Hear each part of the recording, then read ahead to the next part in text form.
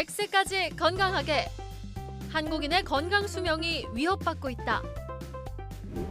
노화, 습관, 질병. 건강 수명 연장 프로젝트. 건강 매거진에서 여러분의 건강 궁금증 모두 해결하세요. 오늘의 건강 닥터 장한진 센터장 나오셨습니다. 안녕하세요, 센터장님. 안녕하세요. 네, 반갑습니다. 원장님, 딱 여쭤볼게요. 하루에 이 척추 수술 일주일에 하루 아닌 일주일에 몇 건 정도 하시나요? 네, 보통 요즘엔 10개, 그러니까 10건에서 한 15건 정도 진행을 하고 있습니다.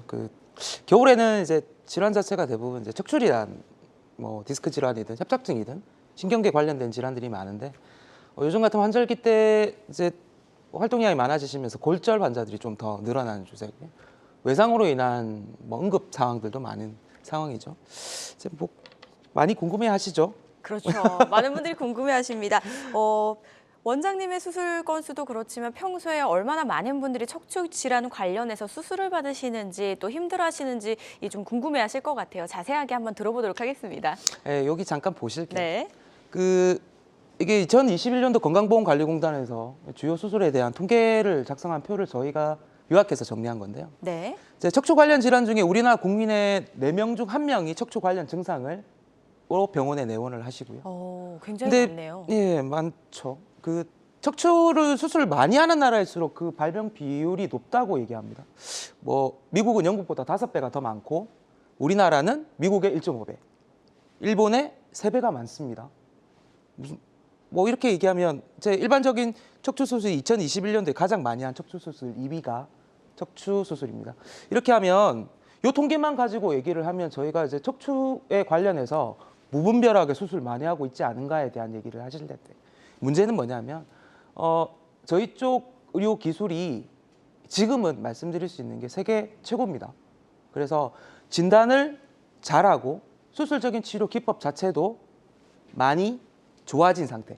그래서 저희가 하고 있는 기술이 발전하면 발전할수록 개수가 늘어나는 그런 수치를 보여주는 거지 이게 무분별하게 저희가 수술을 많이 하고 있다는 표는 아닙니다. 오해하시는 표일 수 있겠죠. 네, 무분별하게 많이 배고 있는 건 아니다라는 말씀까지 들어봤습니다. 자, 그러면 이번에요 몇 가지 이제 오해를 한번 좀 짚어보도록 하겠습니다. 자, 척추 수술은 하면 안 된다, 이런 오해를 하시기도 하고요. 척추 수술을 꼭 해야 될까라는 생각들을 많이 가지고 계신 것 같거든요. 이 부분에 대해서 오해를 좀 어떻게 풀어볼 수 있을까요? 오늘 조금 솔직하게 얘기하려고 나왔습니다. 솔직하게, 예. 어려운 주제를 다루는 네. 거죠. 재수술에 대한 합병증에 대한 얘기를 드릴 건데 아나운서 분께서 말씀하셨던 대로 척추 수술을 해야 되는 환자의 숫자는 실제적으로 척추 수술이 필요한 환자는 한 10% 내외도 되지 않습니다. 근데 수치가 네. 10%라고 하는 게 우리가 일반적으로 말씀드릴 때 10%라는 게 아까 초반에 말씀드렸지 국민의 4분의 1이 5천만 명 중에 1,000만 명이 이 척추 통증 때문에 내원을 하시고요. 그중에 10%가 수술이 필요한 환자라고 하면 대략적인 숫자가 120만 명이 우리나라에 척추 수술이 필요한 환자가 됩니다. 네. 근데 현실적으로 우리나라에 있는 척추 수술이 가능한 의사의 숫자가 1,000명이 채 안 됩니다. 그렇게 되면 의사 한 건당 저희가 해야 되는 수술의 숫자가 2만 건, 3만 건이 되는 거죠. 근데 척추 수술은 그렇게 오랫동안 수술을 많이 할 수 없는 수술이고요. 그래서 숫자상으로는 더 많지만 저희가 이제 무분별하게 수술을 한다라고 생각하는 부분이 이런 것들이죠. 근데 실제로 환자가 생각한 것보다 훨씬 더 많습니다. 그렇네요. 일단 봤을 때 환자분들은 많지만 비율로 따졌을 때는 생각보다 수술이 좀 필요한 경우가 많이 없나 봐요. 비율상에 있는 부분은 네. 수술이 많이 안 필요하다라고 느끼시지만 저희가 이제 수술할 때 기준점이 되는 부분들을 얘기를 드리면요. 생각하기에는 적다라는 표현을 쓰기도 하고 많다라는 표현을 쓰기도 하지만 5명 중에 아까 말씀드린 비율은 120만 명이라고 말씀드렸습니다. 예. 그 수 중에 저희가 암과 같은 수술을 진행을 할 때는 흔하게 하는 말대로 MRI상, 영상에서 이상이 있는 모든 부분을 다 수술을 해야 됩니다. 왜냐하면 사람이 죽고 사는 부분이기 때문에 그렇죠. 근데 척추 관련 질환들은 증상을 치료하는 그런 기능적인 부분들을 치료하는 것들은 영상에서 심하다 하더라도 병이 안 심하면, 증상이 안 심하면 치료를 안 하는 거고요. 오히려 반대의 경우 영상상에서는 병이 별거 아닌 것 같은데 증상이 심한 경우는 치료를 해야 됩니다. 이 표처럼 저희가 일상생활이 불가능할 때는 치료 방법이 이런 겁니다. 약 드시고 물리치료하고 파스를 바르는 그런 형태로 치료를 하지만 증상이 심한 경우는 적극적으로 수술을 하는 쪽으로 진행하는 게 환자의 건강상에 더 유익한 방향이 될 겁니다. 상태보다 증상이 더 중요하다는 말씀이신 것 같습니다. 자, 이렇게 이야기를 좀 들어보고 있는데요. 그런데 척추 수술을 하고 난 후에 완쾌가 된다면 너무나도 좋겠지만 오히려 수술 후에 더욱더 통증을 호소하는 사람들이 있다고 들었습니다. 이건 왜 그런 걸까요? 뭐 제일 수술 뒤에 통증이 더 많이 호소되는 건 이 얘기 같은데요. 척추 수술 후 통증 증후군에 대한 얘기가 있습니다. 이거는 그 관련해서는 저희 논문에 나와 있는 자료인데 척추 수술 후 통증 증후군 발생 빈도가 보통 10에서 40%, 한 40% 정도라고 길게 잡을게요. 40%면 굉장히 높은데요. 뭐 10건 중에 4건이 뭐 다 아프다라고 하는 거죠. 네. 그리고 미세 현미경 수술을 절세하고 나서는 20%, 뭐 19%, 25%니까요. 협장증 수술하고 나서는 30%, 척추 유업설하고 나서는 40%라는 표현을 해놨습니다. 이게 무슨 얘기하고 싶으냐면 척추 수술 하지 말라는 얘기의 논문입니다. 그런데 이 논문에서 중요한 게 뭐냐면 네. 통증 증후군이라는 표현 자체가 척추 수술 후 기인해서 생긴 통증이 아니라 척추 수술 전에 가지고 있던 모든 통증을 다 포함해서 아픈 거를 얘기하는 겁니다. 그래서 척추 질환은 여러 가지 문제가 생겨서 발생합니다. 뭐 유전적으로도 문제가 생기는 타고나기를 척추의 디스크의 성상 자체가 약하게 태어나신 분들, 그다음에 환자의 몸무게가 굉장히 많아서 병이 빨리 진행하시는 분들, 나이가 너무 많으셔가지고 퇴행성 변화가 너무 많이 진행하신 분들, 뭐 하시는 작업도 영향이 있죠. 척추 질환 자체는 이렇게 다인자성 그리고 만성 질환입니다. 이 질환을 치료하는 목표 증상이 있고요. 그 증상에 관련되어 있는 치료를 하면서 나머지 있는 부분들은 관리 가능한 상태를 만들어드리는 게 척추 치료의 목적입니다. 네. 자, 이야기를 좀 들어보니까 선천적으로 타고나신 분도 있지만 또 내 몸의 상태에 따라서 이런 척추 질환이 발병이 되신다라고 좀 설명을 해주신 것 같거든요. 저희가 앞에서 이제 두 개 오해를 좀 풀어보고 있었어요. 이제 세 번째 오해는 어떤 것들이 있는지 센터장님 좀 알려주실까요? 예, 세 번째 예. 오해는 이거죠. 질환은 완치가 없다. 너무 네. 슬픈데요? 무릎이나 예. 다른 질환들은 수술 뒤에 질환 성공률 자체가 90% 이상이라고 저희가 설명을 드리고요.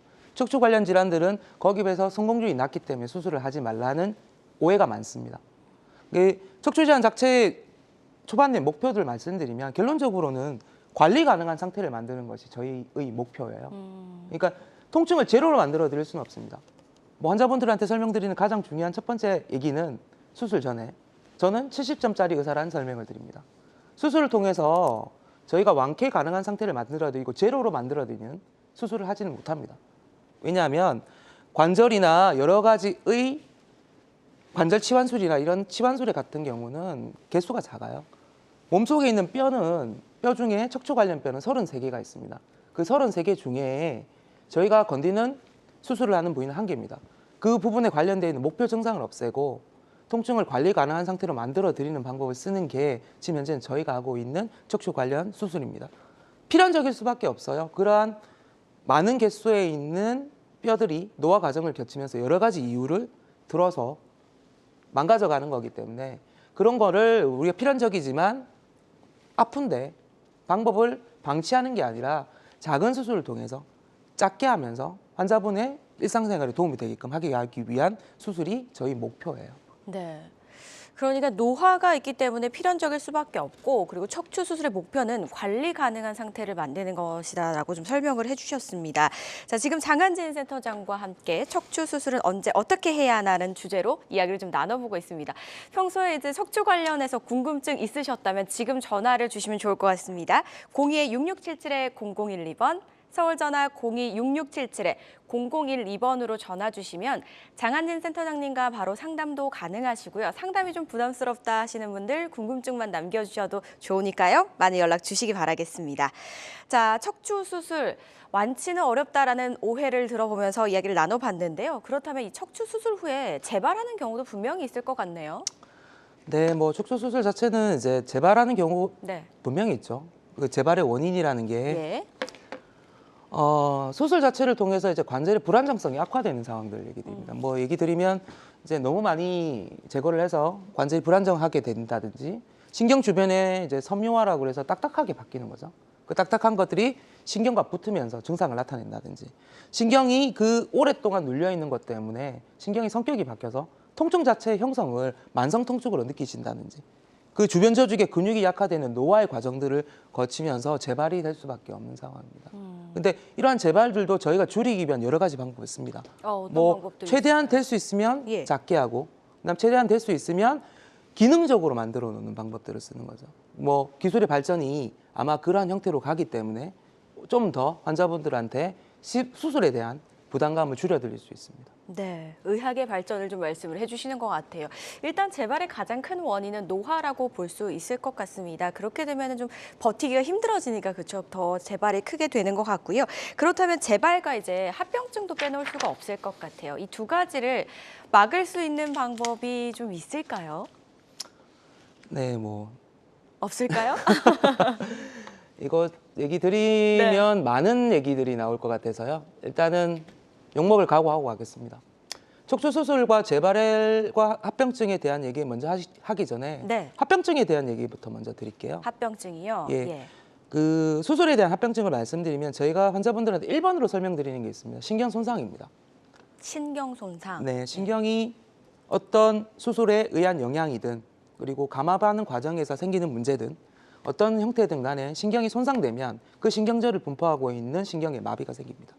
저희가 얘기하는 그런 마비에 생기는 발생률을 얘기를 하는데 교과서상으로는 0.18%, 흔히 말하는 만 건당 18명, 그중에 장기적으로 마비가 생기는 확률이 있습니다. 그게 20에서 40%라고 하니 결론적으로는 10,000명을 수술하면 2~3명은 마비가 생긴다고 보시면 됩니다. 이거는 사고와 관련 없이 생길 수 있는 가능성에 대한 교과서적인 합병증 비율이죠. 네. 이 비율에서 얼마나 근접하는지가, 이 비율로 가는지가 그 의사의 역량이 될 겁니다. 저도 그걸 위해서 최선의 노력을 하고 있고 공부도 많이 하고 연구도 많이 하는 이유가 네. 그 숫자에 근접하기 위한 겁니다. 어쩔 수 없이 발생 가능할 수밖에 없는 것들은 분명히 있습니다. 네. 나머지 수술과 관련해서 생길 수 있는 합병증 중에 피가 차서 생기는 흔히 말하는 이제 증상이 생기는 경우는 사실 이건 제가 잘 안 하지만 제가 하는 경우도 있을 수 있고요. 그다음에 신경막이 찢어지는 경우도 있습니다. 그래서 물이 새는 경우라고 얘기를 드리지만 그런 것들도 막을 수 있는 방법들이 다 있는 거죠. 이제 맨 마지막으로 이제 감염 때문에 여러 번의 수술을 거치게 되는데 감염을 줄일 수 있는 방법들을 연구하기 위해서 내시경이라는 방법을 쓰고 있고 그 기술 자체는 저희 나라가 최고라고 생각됩니다. 지금 많은 동료 의사분들도 해외에 있는 사람들이 다 와서 저희 쪽의 기술을 배우는 이유가 지금 현재는 저희 나라가 최고이기 때문에 그렇습니다. 합병증을 막을 수 있는 방법들은 여러 가지를 쓰고 있고 연구하고 있고 아직도 도전하고 있는 중이고요. 재발도 마찬가지입니다. 얼마나 작게 수술을 할 거냐 그리고 환자분한테 얼마나 위해를 더 줄 거냐의 방법을 통해서 치료를 하고 있습니다. 그런데 이제 환자분들이 네. 재발을 막을 수 있는 유일한 방법이 운동입니다. 의사들이 운동이요.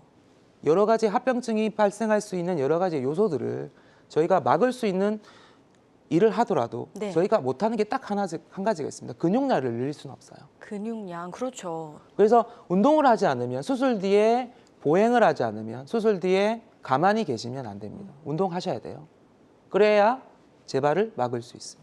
그렇군요. 자, 수술 후에 뭐 재발과 합병증을 막기 위해서 이제 계속해서 개발이 이루어지고 있고 많은 노력은 하고 있지만 가장 중요한 건 이제 자신의 역할인 것 같습니다. 근육량을 늘려야 된다라고 말씀을 주셨습니다. 자, 그러면요. 척추 수술이 근데 또 사실 불가피한 경우도 분명히 있을 것 같거든요. 어떤 분들일까요? 저희는 뭐 여러분이 생각하시는 것처럼 척추 수술의 발전이나 기술의 발전, 의사들의 노력이 예. 모든 문제를 해결해 주지는 않습니다. 그 아까 말씀드렸던 심각한 합병증의 비율도 있을 거고 그건 의사의 실수가 아니라 결론적으로 생길 수밖에 없는 비율입니다. 어쩔 수 없는 예. 그래서 될 수 있으면 수술을 안 하는 게 좋죠. 안 하는 방향으로 가야 될 거고 그래서 많은 의사 선생님들이 비수술적인 치료 방법이든 주사 치료든 새로운 시술이든 간에 여러 가지 방법을 쓰는 가장 큰 이유는 이런 수술의 불가피성 때문에 그렇습니다. 수술이 필요한 사람들은 정해져 있습니다. 이거 누구나 다 알고 있는 상황일 겁니다. 네. 척추 손상에 의해서 마비 증상이 생기면 환자분들 수술해야죠. 못 걸어왔는데. 점진적으로 마비가 생기고 근력이 떨어지기 시작하면 마찬가지 수술해야 됩니다. 심각한 마비와 근력 감소가 있는 이 세 가지 위의 세 가지 경우는 환자분들도 다 동의하세요. 못 걷는데 수술해야지라고 생각하시죠. 굉장히 심하신 네, 경우네요. 심한 경우죠. 예. 대부분의 경우는 휠체어로 타고 오시든지 뭐 아유. 내지는 응급실을 통해서 내원하시든지. 예. 근데 이 마지막 거는 환자분들이 동의가 잘 안 되시는 분이에요. 비수술적인 치료에도 불구하고 2, 3개월 지나면 수술을 해야 됩니다라는 설명을 드리는 이유는 네. 아까 같은 설명입니다. 수술 뒤에 통증 증후군이 생기는 이유가 뭐냐? 결론적으로 신경의 손상입니다. 그 신경의 손상을 오랫동안 방치해서 신경의 성격이 바뀌는 걸 얘기하는 거예요. 지금 요것 때문에 환자분들이 동의가 잘 안 되세요. 뭐 왜 물리치료를 동의가 잘안 장기간 받으시는 것도 그렇고요. 예. 시술을 여러 번 받으시는 것도 그렇고 결론적인 얘기는 통증이 해결이 안 되면 그 통증의 양상이 바뀌어요. 만성적인 통증으로 가기 전에 수술적인 치료가 필요한 사람들입니다. 여러분들 저희가 고생해서 수술한 이유가 이러한 통증을 끊어내기 위한 겁니다. 그래서 기능적인 상태를 만들어드리고 관리 가능한 상태를 만들어드리는 게 저희 목표입니다. 네, 그게 이제 아까 말씀하셨던 현재 상태보다 이제 통증이나 증상이 심하실 경우에 수술을 해야 된다. 뭐 그런 비슷한 말씀이신 것 같습니다. 자, 이렇게 척추 수술이 필요한 경우는 어떤 분들인지에 대해서 한번 들어봤습니다. 지금 장한진 센터장님과 함께 척추 수술 후 재발과 합병증 관련해서 좀 이야기를 나눠보고 있습니다. 방송 보시다가 척추 관련해서 궁금하신 분들 계시다면 전화 주시기 바라겠습니다. 02-6677-0012번 서울 전화 02-6677-0012번으로 전화 주시면 지금 바로 상담 가능하니까요. 많이 연락 주시기 바라겠습니다. 그리고 저희가 척추 관련해서 좀 이야기를 나눠보고 있는 동안 상담을 접수해 주신 분들 계십니다. 접수 상황부터 한번 살펴보고 가도록 하겠습니다. 어떤 분이 좀 상담을 접수를 해주셨는지 첫 번째 분은요. 60대 시청자분이십니다. 척추 수술을 한 지 2달 정도 되셨는데요. 계속 종아리가 당기고 걷기도 힘들어요라고 하셨습니다. 이미 수술을 하셨네요. 근데 수술 후 통증이 좀 심하신 분이신 것 같아요. 네네. 저기 네. 아까 말씀드렸던 부분인데요. 네. 진단받고 치료 중인데 조금만 무리하면 통증이 재발한다는 얘기시. 무리라는 단어를 지금 쓰신 거가 있는데 예. 제가 지금 저거는 재활 치료도 포함되어 있고 운동 치료도 같이 포함되어 있습니다. 아프시더라도 움직이는 게 중요합니다. 그리고 아마 디스크 치료하셨던 기간 자체가 생각보다는 더 길어졌던 것 같아요. 이 신경의 변성이 좀 온 상태에서 네. 이런 경우 같으면 약물 치료랑 물리 치료 그리고 재활 치료 중에 운동 치료를 병행하셔가지고 예. 그 디스크 주변에 있는 근육들을 늘려야 됩니다. 어떻게든. 이게 이제 코어 운동이 중요하다고 얘기 드리는 이유가 네. 저러한 이유 때문에 그렇습니다. 코어는 진짜 어디서나 항상 중요하네요. 예. 코어가 안 잡히면 예. 저희가 이제 디스크로 내려가는 압력이 너무 커집니다. 뭐 심한 경우는 이제 등산하는 경우에 몸무게 10배까지도 실린다고 하거든요. 허리에. 내려올 때가 더 중요하죠. 올라가는 건 크게 문제가 안 되지만 네. 산을 타고 내려올 때 충격량이 허리에 다 전해집니다. 예, 아무래도 가중이 될 것 네. 같네요. 예. 그래서 그런 부분 주의하셔서 운동을 하셔야 된다는 얘기는 먼저 드려야 될 것 같습니다. 네. 그리고 나서 치료를 같이 병행하는 걸로 생각하시는 게 좋겠습니다. 힘드셔도 운동을 좀 네. 하셔야 된다. 자, 그렇습니다. 여러분 틈틈이 이제 코어 운동 하시는 게 굉장히 중요할 것 같다는 생각이 드네요. 두 번째 상담도 만나보도록 하겠습니다. 자, 두 번째는요. 50대 시청자분께서 보내주셨습니다. 허리 디스크를 진단을 받고 치료 중인데 조금만 무리를 하면 통증이 재발을 해요라고 보내주셨습니다. 자, 디스크 때 참 무리를 하면 안 되나 봐요.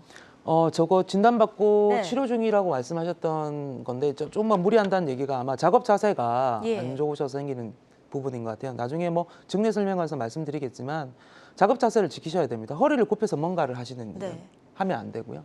오히려 골반을 숙이면서 하시는 일을 하시는 게 좋습니다. 그걸 작업 자세라고 그러거든요. 예. 그래서 그 작업 자세를 안 지키면 진단받았던 디스크가 좀 더 악화되는 양상으로 가고 조금만 무리하면 아프게 되겠죠. 네. 치료적인 측면도 필요하지만 무리라는 단어 쓰셨던 거 보니까 사실은 그런 걸 네. 보완해 줄 수 있는 운동과 작업 자세를 규칙을 지키시는 게 제일 중요할 것 같아요. 예. 그러니까 허리를 쓴다기보단 골반을 네, 더 골반을 사용해야 쓰는 게 된다. 훨씬 중요합니다. 예, 이런 부분 한번 체크해 보시기 바라겠습니다. 이어서 세 번째 상담도 바로 만나볼게요. 마지막입니다. 이번에는 70대 아버님께서 보내주셨습니다. 3년 전에 협착증 수술을 했는데 요즘 엉덩이가 아프고 다리도 저려요라고 보내주셨습니다. 이분도 수술을 좀 하셨습니다. 근데 수술을 3년 전에 하셨대요. 아마 저희 그 협착증 수술 자체가 어떤 건지는 좀 명확하게 사진을 본지 않아서 모르겠지만 아마 이제 연세가 있으시면서 그 협착증의 재발은 결론적으로는 디스크 높이가 낮아지면서 결론적으로 그 디스크 높이를 높여주지 않는 이상은 신경으로 가는 길이 계속 저릴 겁니다. 저린 증상 자체가 심하지 않으시면 약물 치료증이 보존적인 치료가 훨씬 나으실 거고요. 이제 보행에 장애가 생긴다고 하시면 결론적으로는 디스크 높이를 얼마나 높여주느냐가 이분의 치료의 포커스가 될 겁니다. 그 상태를 한번 검사를 더 해보셔야겠네요. 네, 저건 정밀 검사를 해보셔서 네. 그 상태가 어느 정도까지 안 좋아졌는지를 확인할 필요가 있겠죠. 예. 자, 정밀 검사를 받아 보셔서 지금 상태가 어느 정도 진행이 되고 있는지부터 파악을 먼저 하셔야 될 것 같습니다. 참고해 주시기 바랄게요. 이처럼 척추 질환 관련해서 궁금하신 분들 저에게 지금 주시면 장한진 센터장님과 함께 상담 나눠보실 수 있습니다. 02-6677-0012번, 서울 전화 02-6677-0012번으로 전화 주시면 상담 가능하니까요. 많은 연락 주시기 바라겠습니다. 자, 여러분은 지금 우리 가족 건강지킴이 건강닥터와 함께하는 건강 매거진을 시청하고 계십니다.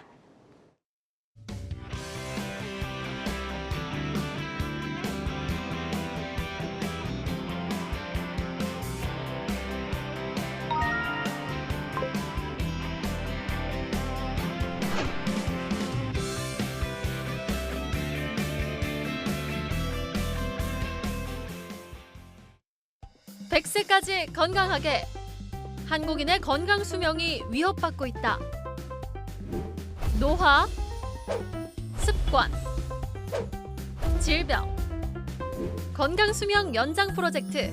건강 매거진에서 여러분의 건강 궁금증 모두 해결하세요.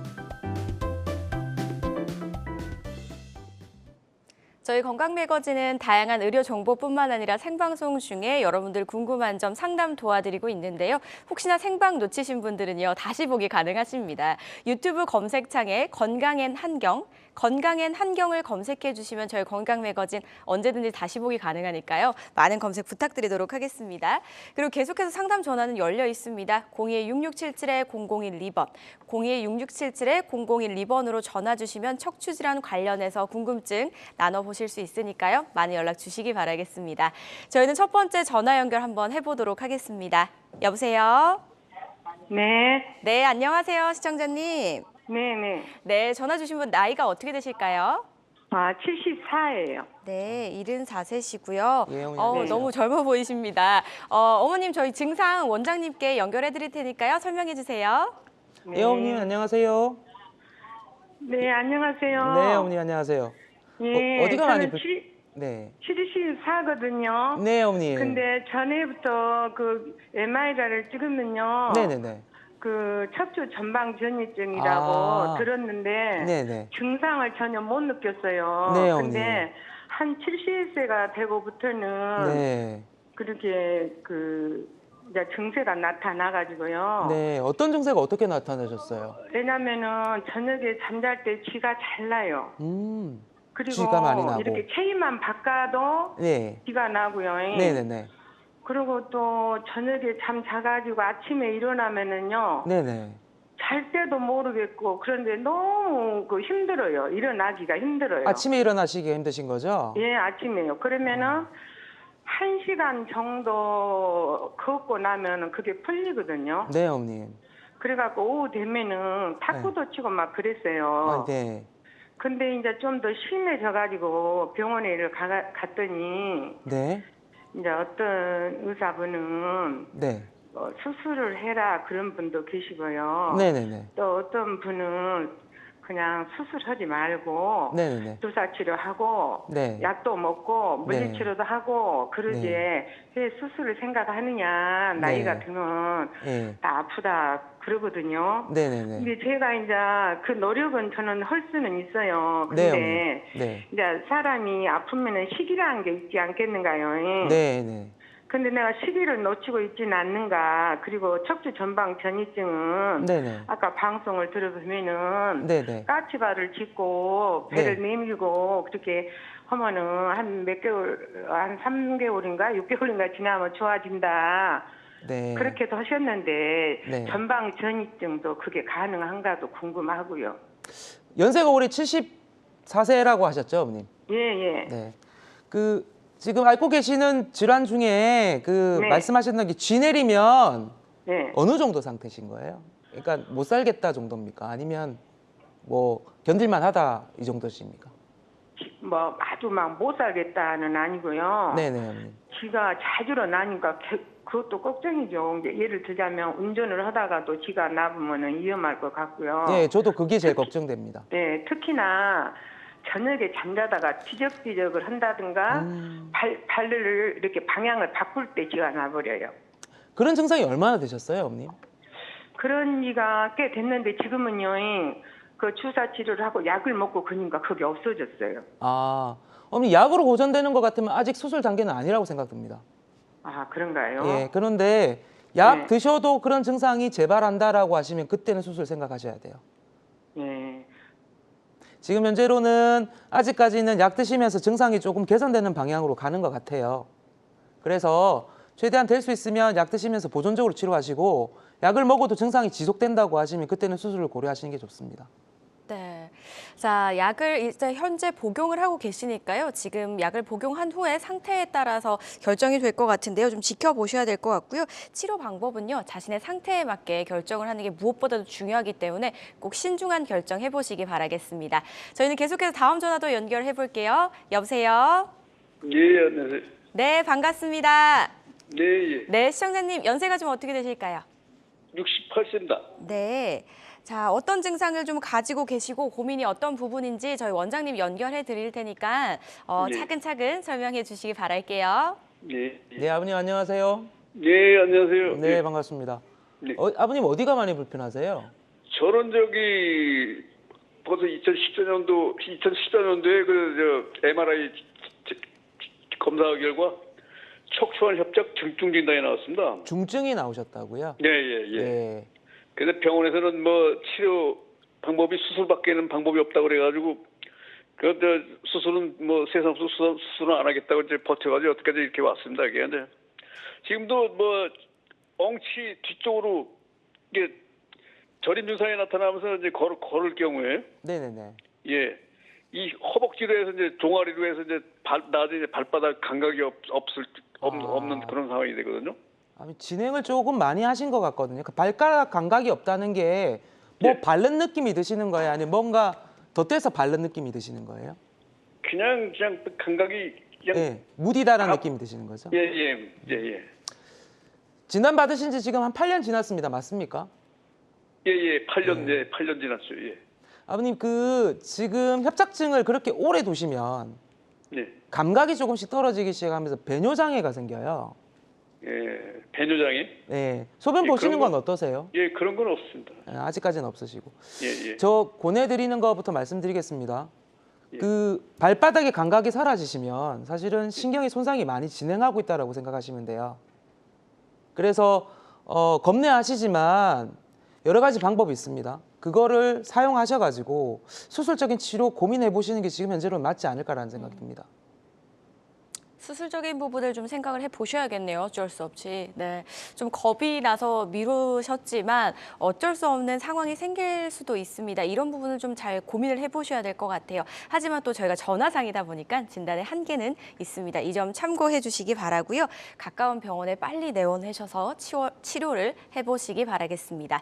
자, 척추질환 관련해서 장한진 센터장님과 이야기 나눠보고 있습니다. 궁금하신 부분 생기셨다면 저에게 전화 주시면 되는데요. 02-6677-0012번, 서울전화 02-6677-0012번 계속해서 열려 있으니까요. 전화 주시면 상담 가능하니까 많은 연락 주시기 바라겠습니다. 저희는 앞서서 이제 척추 질환과 척추 수술 그리고 재발 등에 대해서 다양한 이야기를 좀 나눠보고 있었는데요. 재발이 많이 된다라고 했습니다. 만약에 재발을 막을 수가 없다면 좀 줄일 수 있는 방법도 있을 것 같거든요. 네. 이렇게 한번 접근해 볼까요?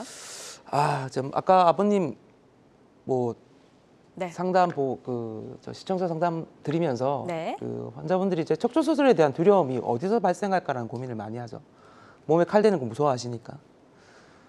재발을 막을 수 있는 방법에 대한 설명을 드리기에 앞서 제 생각만 말씀드리면 네. 사실 그 재발을 막을 수 있는 방법은 의사의 능력치에 따라서 바뀔 수 있을까라는 고민을 많이 해서 저희가 시작했던 게 결론적으로 이 방법입니다.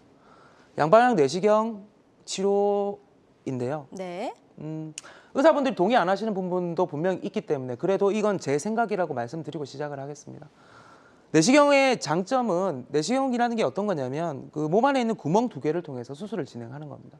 외부에 5mm짜리의 관을 내서 예. 한쪽은 보는 내시경과 한쪽은 기구가 삽입되어 있어 병변 부위를 제거하는 방법을 쓰는 거죠. 이 수술의 장점은 뭐냐면 결론적으로 얘기 드리면 잘 보인답니다. 그리고 공기 중에서 노출하는 수술이 아니기 때문에 감염률을 떨어뜨릴 수 있는 유일한 수술이 될 거죠. 네. 그 안에서 사용하는 물의 양, 이 사이에 있는 공간은 물이 들어가 있습니다. 몸 안에.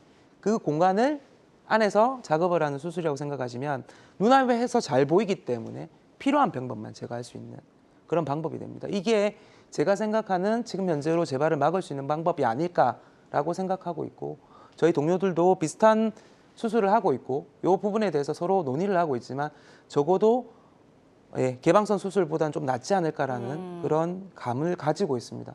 이거 명목을 하고 말씀드립니다. 네, 뭐 재발 위험을 막을 수만 있다면 참 너무 좋겠다라는 생각이 드네요. 그런데 사진을 보니까 생각보다 그렇게 절개 부위가 크지가 않는 것 같아요. 네, 상처 부위가 작죠? 예. 확실히 작은데요.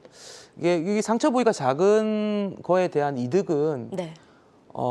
환자분들이 느끼시는 건 빠른 일상생활을 복귀하고 상처가 작으니까 흉터가 작고 뭐 이런 얘기를 드리지만 예. 저희 의사들끼리 하는 얘기가 있습니다. 근육 절개 최소화한다는 건 정상 조직을 덜 건든다는 얘기입니다. 그래서 재발률을 막을 수 있는 방법이죠. 척추 마취로도 가능합니다. 뭐 마취에 대한 부담이 없겠죠. 출혈 경향이 높아진 사람들도 수술을 할 수가 있습니다. 이유는 뭐냐면 좁은 공간 안에 저희가 작게 하기 때문에 출혈량이 거의 없었다고 보셔도 돼요. 그래서 출혈성 경향이 있어도 가능하고요. 다시 한번 강조드리지만 네. 내시경의 장점은 감염률입니다. 균이 안 들어가는, 적게 들어가는 방법 중에 유일한 방법이라고 생각하시면 될 것 같아요. 네. 그래서 이런 경과를 거치면서 빠른 일상생활에 복귀가 가능한 방법이라고 생각됩니다. 네, 양방향 척추 내시경 특징에 대해서 하나하나 살펴봤습니다. 그렇다면 이제 어떻게 치료가 이루어지는지 그 과정도 한번 설명을 들어볼게요. 어떻게 좀 진행이 될까요? 이 슬라이드는 이제 네. 의사 선생님들을 위해서 저희가 강의를 하기 위해서 만들어 놓은 자료인데요. 그래도 환자분들한테 도움 될 것 같아서 저희가 가져왔습니다. 아까 구멍 2개를 통해서 그 2개의 구멍을 통해서 수술을 진행한다고 얘기 드렸고요. 네. 이 빨간색 점이 병이 있던 자리입니다. 병이 있는 자리로 진입하는 방법은 보이는 내시경과 수술 기구가 삽입되는 공간 2개가 있다고 해서 양방향 내시경이 됩니다. 그 공간 안에 저희가 얇은 공간을 만들어요. 네. 뼈와 뼈 사이에 있는 공간이 저기가 수술해야 되는 병변이고요. 일반적인 수술에는 저 공간을 좀 더 넓혀서 기구가 삽입하고 벌려서 종기 소작을 하면서 벌리는 그런 수술을 하지만 양방향 내시경은 이 공간을 물로 만들어냅니다. 그래서 물 안에 들어가 있는 작은 공간 내에서 수술을 진행하기 때문에 잘 보이는 거죠. 그래서 환자분들한테 설명드리는 건 이 하얀색 공간이 수술하는 공간입니다라고 얘기 드립니다. 그 예. 공간 안에서 수술을 진행하는 게 저희 방식이고 좁은 공간이기 때문에 될 수 있으면 정상 조직은 최대한 덜 건들고 그다음에 감염률을 최소화할 수 있는 방법도 저런 방법입니다. 그렇군요. 좁아 보이지만 공간이 좁아 보이지만 좀 다양하게 수술을 해야 되는 것 같습니다. 양방향 척추 내시경 치료에 대해서 알아봤습니다. 환자들마다 또 치료의 효과가 다를 수 있다는 점 꼭 명심해 주시기 바라겠습니다. 지금 장한진 센터장과 함께 척추 질환 관련해서 이야기 나눠보고 있거든요. 방송 보시다가 척추 관련해서 궁금하시거나 척추 질환 앓고 계신 분 계시다면 저에게 전화 주시기 바라겠습니다. 02-6677-0012번 서울전화 02-6677-0012번 계속해서 열려 있으니까요. 많은 연락 주시기 바라겠습니다. 이번에는 저희가 치료 사례를 한번 만나보도록 하겠습니다. 굉장히 좀 예후가 좋으셨던 분인 것 같아요. 첫 번째 만나볼 분은 어떤 분일까요? 저희 네. 이분은 이제 조기 재발하셨던 분 환자고요. 그러니까 72세 남자 환자분이신데 그 허리 굽힐 때 통증이 심하고 다리가 당겨가지고 응급실 통해서 내원하셨습니다. 이분 수술을 그 전에 열흘 전에 진행했던 환자였고요.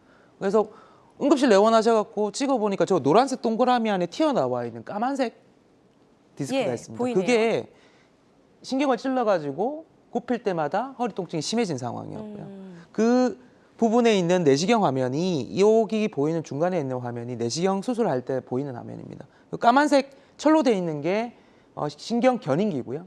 그 견인기를 통해서 약간 견인해 보면 안에 있는 하얀색 디스크가 터져 있는 게 보입니다. 아, 요게 저게 제가- 터진 건가요? 예. 그래서 원래는 신경만 보이고 디스크막이 잘 덮어 있어야 되는데 네. 그게 아니고 이제 재발을 하는 경우는 저렇게 하얗게 보이는 디스크 조각이 신경을 누르고 있는 상황이죠. 저걸 제거하고 나면 이렇게 깨끗하게 신경을 안 누르고 잘 편안한 상태가 되는 거죠. 이분 하시고 나서 이틀 뒤에 다시 퇴원하셨는데 저희가 이 환자 통해서 얘기 드리고 싶은 거는 좋아졌다가 아니라 왜 재발했냐입니다. 6주 안에 재발하는 확률이 60%입니다. 그러니까 6주 네. 안에 재발하는 사람의 60%가 대부분 6주 안에 재발을 해요. 예, 무슨 얘기- 이분도 조기 네, 재발이라고 조기 하셨잖아요. 재발하는 예. 조기 재발하는 이유 자체는 허리 수술을 하고 나서 허리를 좀 덜 써야 됩니다. 이유는 그 디스크가 없어지고 난 자리에 있는 가성막이 생겨야 네. 그리고 그 가성막이 남아 있는 디스크들을 이제 막아주는 역할을 하는 거죠. 그게 생기는 게 한 6주 정도 걸리는데. 한마디로 약간 재생 과정인가요? 네, 그 재생 과정이죠. 예. 재생 과정과 함께 남아 있는 디스크가 재분배되는 과정을 거쳐야 되는데 그 동안에 저희가 보조기를 6주 정도 차라고 말씀드리는 이유가 허리를 굽히는 행위를 하지 말라고 얘기를 드리거든요. 많이 걸으셔도 상관은 없지만 허리를 숙여서 뭔가 작업을 하게 되면 저런 일이 생길 수 있습니다. 6주 정도 조심하시라는 얘기를 먼저 말씀드리려고 이 자료를 준비했습니다. 그렇군요. 아, 이게 수술만 중요한 게 아니라 수술 후에 어떻게 관리하느냐가 더 중요한 것 같아요. 여러분들 이 점 꼭 참고해 보시면 좋을 것 같습니다. 아, 자, 이렇게 궁금하신 부분 02-6677-0012번, 02-6677-0012번으로 계속해서 전화 주시면 되고요. 저희는 시청자 전화 연결 한번 해보도록 하겠습니다. 여보세요? 여보세요? 네, 반갑습니다. 네, 안녕하세요. 네, 안녕하세요. 어머니 연세가 좀 어떻게 되세요? 아, 저는 원래 55세고요. 네. 식당을 하고 있는데, 네. 작년부터 이렇게 다리가 많이 땡기면서 이렇게 보행을 하는 데 있어서 어려운 엉거주춤 걸음이라거나 종종 걸음이라거나 이런 식으로 보행을 하게 되더라고요. 네. 그래서 뭐 좀 바쁠 때는 좀 이렇게 다리를 좀 들기도 하고 이랬어요. 그래서 지금 쉬고 있는데 한 5개월 정도 쉬고 있는데 처음에는 수술을 하려고 저는 지금 대구에 있거든요. 서울에 갔어요. 좀 이렇게 의학 프로그램을 보고는 병원을 내원을 했는데 대구에서도 제가 대학병원이나 이런 쪽에 수술을 하려고 목변이나 예약을 했는데 선생님께서 말씀하시기를 증상이 어떤가 하면 7번, 8번에 디스크 증상이 있고 그리고 허리 부분에 협착증이 좀 있는 거예요. 네, 어머니. 이제 조금도 아니고 일반 사람보다는 조금 이렇게 MRI를 찍었을 때에 좌측으로는 많이 붙어 있고 오른쪽이 약간 공간이 있는 상태래요. 네, 어머니. 그래서 수술을 하자니 주위에서 또 말을 하는 거예요. 어차피 수술을 하는 거는 나이 들게 되면 또 해야 될 수도 있고 이래서 쉬어보니까 조금 나은 것 같기도 하고 약간 그런 것 같아서 있었는데 어느 순간 집에서 이렇게 슬리퍼를 신은 상태에서 걸을 때는 그냥 이렇게 걸어요. 네네. 걷는데 제가 바깥에 나가서 활동을 하잖아요. 걸음을 예. 걸잖아요. 네. 그러면 이게 빠른 걸음이 안 되고 종종 걸음이 되면서 그리고 발바닥이나 이렇게 뒤꿈치 쪽으로 네네. 약간 뒤쪽으로 약간 높이면은 걸음이 좀 자연스러운데 네. 그냥 일반 신발을 신으면 아무리 좋은 신발을 신어도 이게 부자연스러운 거예요. 아, 네. 발바닥이 감각이 조금 맞죠. 떨어지는 것 같고 까치발이 또 안 되고 네. 까치발이 안 되세요? 네, 까치발이 안 돼요. 그리고 이제 달리기가 안 되고 달리기가 안 되시고. 달리기를 할 수가 없고 이렇게 뭐 좀 약간 빨리 가기 위해서 하려면 앞으로 이제 내야 되고 막 이렇게 남이 봤을 때는 엉거주춤 걸음이 되는 거예요. 아. 그래서 수술을 몇 번을 하려고 입원을 했는데 네, 어머니. 입원이 아니고 예약을 했는데 네. 선생님께서 말씀하시기를 네. 웬만하면 그냥 한번 있어 보시죠 이런 식으로 말씀하시는 거예요 이제 병원에서 대학병원에서 그러니까 저는 이제 선택하기가 이제 애매한 거예요. 내가 네. 이렇게 그냥 있다가 해야 되나? 네, 어머니 좀 아무래도 고민이 많으셨던 것 같아요. 네네. 이런 부분이 좀 정리가 되고 있으니까 저희가 원장님 바로 연결해 드릴게요. 한번 이야기 나눠보시기 바라겠습니다. 원장님 어떻게 하시면 좋을까요? 어머님 그 까치발이 안 되시는 거 있잖아요, 어머님. 안녕하세요, 어머님. 네, 말씀해 주세요. 예. 까치발이 안 되시는 거는 이게 마비가 있는 겁니다. 이게 부분적인 마비가 있는 거라서 저는 요 증상 자체를 개선하는 방법으로 수술적 치료를 고민하시는 건 맞는 거라고 생각됩니다. 예. 오히려 더. 뭐 대학의 의견과 제 의견이 다르다고 해서 누구 의견이 더 옳으냐보다 저는 증상의 기준으로 환자를 보는 게 첫 번째라고 아까 말씀드렸습니다. 네. 증상이 이렇게 힘이 빠지고 종종걸음이 되고 까치발이 안 되시는 상황 같으면 빨리 신경을 풀고 재활을 하는 게 첫 번째입니다. 생각보다 좀 심각하신 상황이시네요. 저는 좋게 들리진 않아서요. 네. 이렇게 말씀 다 들었는데 좀 상황이 안 좋아서요. 네. 자, 좀 마음은 아픈 얘기지만 상태가 생각보다 좋아 보이진 않는다라고 하셨거든요. 근데 또 확실한 건 아닐 수가 있으니까요. 정밀 검진을 꼭 받아 보셔야 될 것 같습니다. 잘 참고해 보시고 가까운 병원에 내원해 보시기 바라겠습니다. 자, 이렇게 장한진 센터장과 함께 척추 수술은 언제 어떻게 해야 하나라는 관련해서 이야기를 좀 나눠보고 있습니다. 병원 가시기 전에 궁금하신 점 있으시면 026677-0012번으로 계속해서 전화 주시기 바랄게요. 저희는 또 전화가 들어왔다고 합니다. 바로 연결해 보겠습니다. 안녕하세요. 네, 안녕하세요. 네, 반갑습니다. 네, 예, 어머니 좀 나이가 어떻게 되실까요? 예, 63살이고요. 네. 예, 저 증상 저희 원장님께 바로 좀 설명해 주세요. 예, 어머니 안녕하세요. 네, 안녕하십니까. 네, 어떻게 불편하세요, 어머니? 제가 작년 8월에 네네네. 허리 수술을 했어요. 나사 2개를 이렇게 박았다고 하시더라고요. 네, 4개를 박으셔서 예. 근데 이제 수술하고 집에서 지금 쉬고 있는데 네, 어머니. 이렇게 걸을 때 다리가 이렇게 저리고 당기고 당기고. 또 고관절 그러니까 사타구니라 그러는 데가 네, 사타구니. 안에가 꼬집어 뜯는 것 같고 꼬집는 것 같고 막 어떻게 표현을 못해요. 걷기가 엄청 불편하거든요. 어느 쪽 사타구니 그러세요? 양쪽 다 그러세요? 왼쪽만요. 왼쪽만요. 예, 밖에 나가면 창피할 정도로 이렇게 걸음걸이가 그 아주 불편해요. 수술하신 이유가 그 유압수를 받으셨는데 수술하신 이유가 왼쪽 다리가 아프셔서 하신 거예요? 오른쪽 다리가 아프셔서 하신 거예요? 아니요, 수술 받은 거는 엉치가 아파가지고요. 엉치가 아프셔서 하셨고 4번, 5번이 이렇게 내려앉았다 하시더라고요. 내려 앉아서 들어서 붙였다라고 말씀하셨을 거예요. 맞나요? 예, 어머님 그 지금 말씀하시는 증상은 예. 신경이 회복하는 증상 중에 하나입니다. 일단 저리시다는 부분. 그래서 낮아 있는 디스크를 높여 놓으면 원래 눌려 있던 신경이 펴지면서 저린 증상이 생겨요. 그 사타구니 안쪽이 아프신 거는 사실은 운동하시면서 조금 개선되는 방향이 있으면 너무 걱정 안 하셔도 되지만 계속적으로 사타구니 안쪽이 아프시면 골반 검사를 좀 해보셔야 돼요. 그 정밀 검사가 조금 필요한 단계긴 한데 운동부터 먼저 하시는 게 첫 번째지 않을까라는 생각이 먼저 듭니다.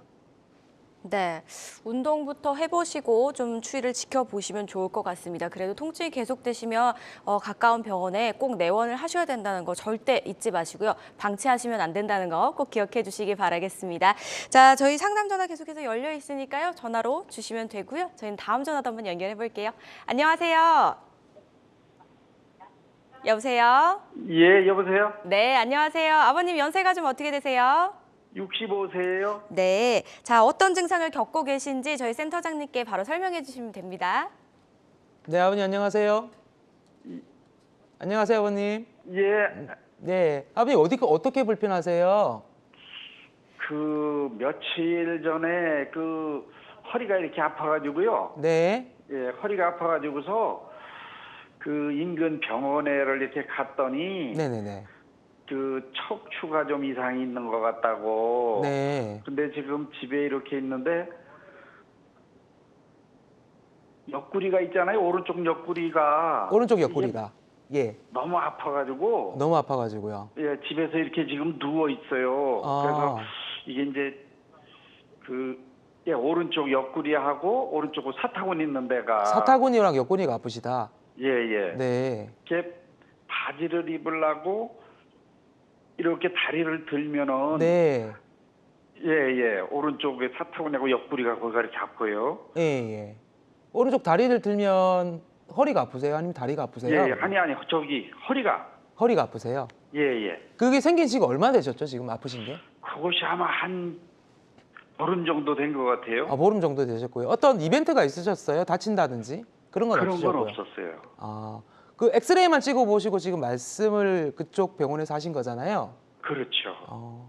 많이 불편하세요? 고동이 많이 불편하세요? 어떠세요? 예, 그래서 지금 오늘은 이렇게 해서 누워 있어. 누워 그러다가 계시고. 예, TV가 나와가지고 어, 어디 이제 신경외과로 어디를 좀 큰 데로 좀 가서 진찰을 받아볼까 하고 지금 이렇게 원장님한테 전화를 드렸어요. 저 검사 좀 해보시는 게 지금 도움 되실 것 같아요. 아버님 거동이 안 될 정도로 통증이 생기시면 왜 그런지부터 먼저 아시는 게 첫 번째거든요. 조금 MRI나 정밀 검사를 좀 권해드리겠습니다. 네. 일단 원인부터 좀 파악을 하셔야 될 네, 것 첫 같아요. 번째 왜 아픈지를 알아야 되니까요. 예, 통증이 좀 급작스럽게 진행이 되셨던 것 같은데요. 원인 파악을 위해서 정밀 검진을 꼭 받으셔야 될 것 같거든요. 가까운 병원에 꼭 내원해 보시기 바라겠습니다. 전화 주셔서 고맙습니다. 자, 이렇게 궁금하신 점 저희 계속해서 상담 전화 열어놓겠습니다. 02-6677-0012번, 02-6677-0012번으로 계속해서 전화 주시면 되겠습니다. 저희 앞서서 치료 사례를 만나봤었는데요. 조기 재발하신 분이셨잖아요. 이번에는 어떤 분이실지 한번 만나보도록 하겠습니다. 이번에는 굉장히 좀 수술하신 지 오래되셨는데 재발하신 분인 것 같아요. 네. 이게 이분은 등산하다 다쳐가지고 예. 응급실에 내원하셨는데요. 이게 부산에서 뭐 전자업계에 종사하시는 분인데 이게 경기도권으로 오셔서 일하시다가 등산하시는 과정 중에 내려오다가 넘어졌는데 집 체류 전에 보면 그 52세 남자 환자분이시고 15년 전에 아마 부산에서 그 개방해가지고 디스크 재거소를 했던 환자였습니다. 그 치료 전에 보면 그 MRI 결과에서 신경이 원래 하얀색으로 이렇게 보여야 되는데 예. 치료전에 보면 찌그러져 있는 신경이 보이죠.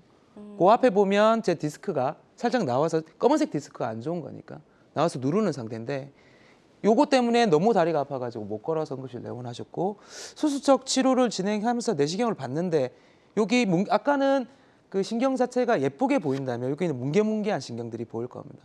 그래서 신경과 연부 조직들이 붙어 있는 과정을 다 박리하고 이렇게 메롱하면서 나와 있는 이게 지금 현재 디스크입니다. 하얀색. 그걸 제거하고 나서 수술 뒤에 보면 깨끗하게 좀 펴져 있는 상태죠. 이분 뭐 이틀 뒤에 퇴원하셔가지고 잘 지내시고 계시고요. 근데 아까 말씀드렸던 대로 등산에 대한 얘기 이분 때문에 말씀드리는 겁니다.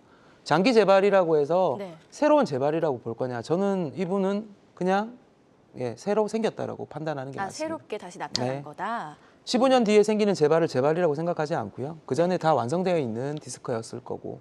근데 등산하는 과정 중에 내려오시다 다치신 것 때문에 생기는 디스크 탈출증이죠. 만약에 연세가 52세가 아니었으면 70몇 세였으면 골절로 나타났을 겁니다. 그나마 조금 뼈보다는 약한 부위에 디스크가 터진 거라고 생각 들고요. 등산 과정 좀 조심하셔야 될 것 같아요. 등산 장비 항상 구비하셔가지고 예. 안전하게 등산을 하시는 게 좋습니다. 네. 내려올 때 특히 조심하셔야 되고요. 만반의 대비를 하셔야겠네요.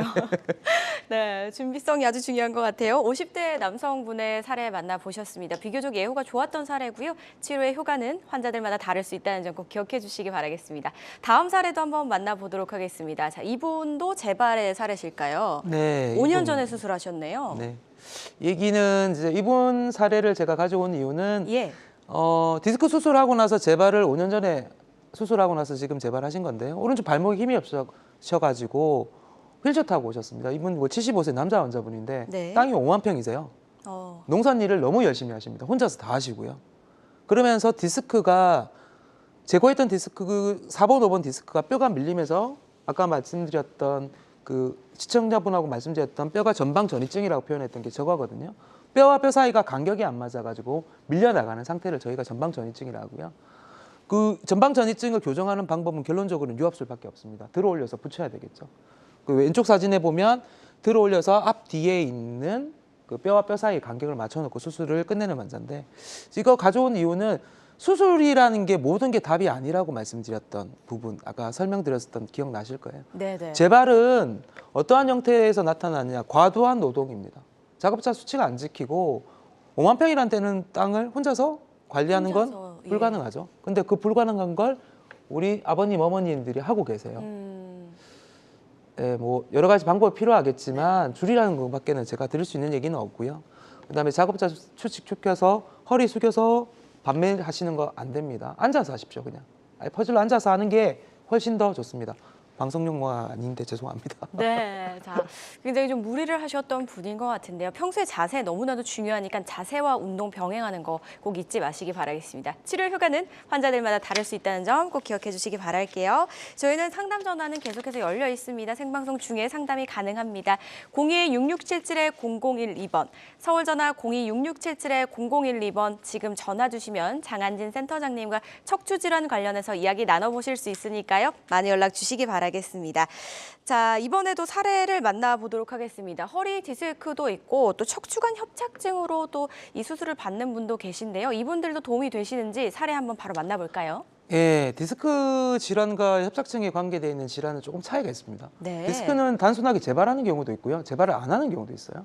그리고 디스크 단독으로 터지는 경우도 있지만 협착증 같은 경우에는 몸의 밸런스가 깨져서 나타나는 거예요. 결론적으로 얘기 드리면 협착증은 몸의 밸런스가 깨져서 신경에 있는 인대가 누르면서 나타나는 질환을 수술적인 치료를 통해서 신경을 펴놔도 자세가 똑같으면 치료 전에 허리가 굽혀진 상태를 유지하고 있는 거죠.